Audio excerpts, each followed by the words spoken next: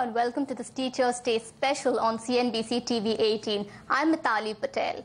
Whenever there's a crisis, be it a terror attack or a natural calamity, we turn to the experts for reasons and solutions. What we don't realize is that the foundation of society was laid many years ago by our educators. They shape minds and remain the unsung heroes. This Teachers' Day, I have with me a host of experts to discuss how to empower the teacher. Joining me now are Maya Menon, the founder of the Teacher Foundation, Education Strategist Meeta Sengupta, World Bank's Education Specialist Kumar Vivek, and P. Krishna Kumar from Dell, India. Welcome to the program, ladies and gentlemen. Let me kick off the discussion with Maya, who is the teacher of teachers. We are in a dire situation right now because India faces a big shortage of teachers, and that's mainly because of the sheer size of our young population. According to a 2015 report by the UNESCO Institute of Statistics, Nigeria faces the biggest shortfall of teachers, while India comes second. Unfortunately, the teachers we do have are not adequately trained, and yet every teacher I've met is keen to put her best foot forward. So what can we do to empower the teacher, Maya? I don't think any teacher walks into a school or classroom saying, I want to be a bad teacher, or I want to do a bad job of teaching my students. But hundreds and maybe a few lakhs of teachers who go into classrooms regularly don't necessarily do a good job. And the reason is because it's been a profession that's been disempowered for many decades. And I think what we need to do, we have a crisis of teachers in terms of shortage as well as quality of teachers and teaching. And it's important to state it up front that it is a crisis and we need to address it on a war footing. Right now, teachers have just been for all these decades, they've just been followers. They've just been asked to do what they're supposed to do. They don't necessarily decide what they want to do, what they need to do in order to improve quality of learning for children. And I think that is the biggest tragedy in these 70-plus years of Indian independence. You know, there's a lot of research which says teachers teach the way they have been taught. And the way they have been taught, the way a lot of us have been taught in our schools has been very mediocre, very exam-oriented, very marks-driven, trying to cut corners in order to just pass that exam and do well and get that piece of paper, whether it's a school-leaving exam or a bachelor's or a B.Ed and so on. And we have to get teachers out of that system of learning.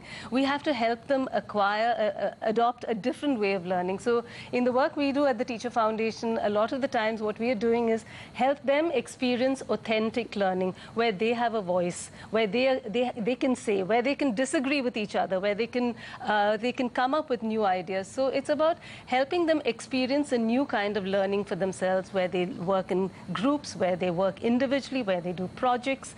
And a lot of the times we don't just train so-called trained teachers, we also go into the classrooms, coach and mentor them. And that is important, that hand-holding and mentoring support, that personal support that teachers need, that is important. That's right. In-service training is really important because a teacher can be a better teacher only once she's seen her classroom and understood her students. Mr. Krishna Kumar, I want to come to you now. Dell has interacted with thousands of teachers in Tier 3 to Tier 5 cities through your computer literacy program. What was your experience like on the ground?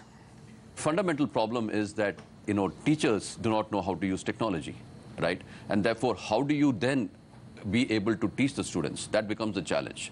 So what we did is, after researching teachers, we found that they were not exposed to technology at their earliest stage of their careers and their lives. And therefore, that was an hindrance in terms of their ability to teach children on how to use technology creatively to solve problems. So what we did is we embarked on going, and it's a small number. If I look at the population of teachers in the school, we're touching about 5,000 schools, touching about 80,000 teachers, where we're teaching them on how to use PCs, but not how to use PCs in terms of just to use them, but to use them in their jobs, in their vocation, to use them for classroom teaching, to spawn creativity in children, give them project works which will help them to solve small problems. And that's the effort that we're doing to try and see how we can get teachers to influence children, and that can become a multiplier effect for the progress of this nation. Right, so using technology to enable the teacher is certainly one way. But the other problem that we see is that teaching as a career isn't attractive enough for most people. Not many talented people I know want to be a teacher. So how can we rebrand the profession as cool? Meeta, what do you think? Rebranding teaching is actually one of the bigger challenges that we have within the sector, because traditionally we have had a huge amount of respect for teachers. And when you rebrand, often you lose what you already have. So as he's referred to the Guru Shishya Parampara, we would like to rebrand while we retain the old. Teachers actually have so many other options, so many other pathways within education that they can grow into. There is just so much potential to do good in education that can only be done if you have had deep experience of active teaching and learning. The joy is that we can discover many of those pathways. Some of them are already available to us. There is expertise in administration, like I said, that's already been developed, and it's a known pathway to us. There is expertise in teacher training, and in which we have excellence here at the panel, but it is done in different ways. Many teachers can grow up to become mentors.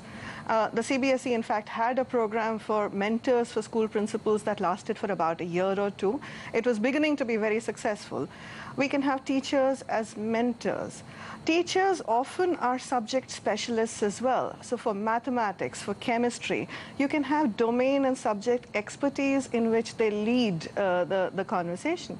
Teachers very often become advocates and activists, not necessarily in a political way. You do not have to become a politician to actually promote better teaching and learning in the classroom. When we go and speak to groups of teachers who are less trained than others, they just have one question: could you tell us how to manage a classroom? Simple classroom behavior management, simple, it seems simple to us though, because we are trained. Most government school teachers are trained. But those who are good at sharing their knowledge of these various pathways should have a certification pathway, should have a motivated, incentivized pathway to be able to grow in their own skills and talents. Some teachers are great event managers as well. You do not have to quit event management to become, you do not have to quit teaching to become a great event manager. You could be leading grand events in education. All right, so we'll continue talking about one of the teacher pathways on the other side of the short break. Stay tuned.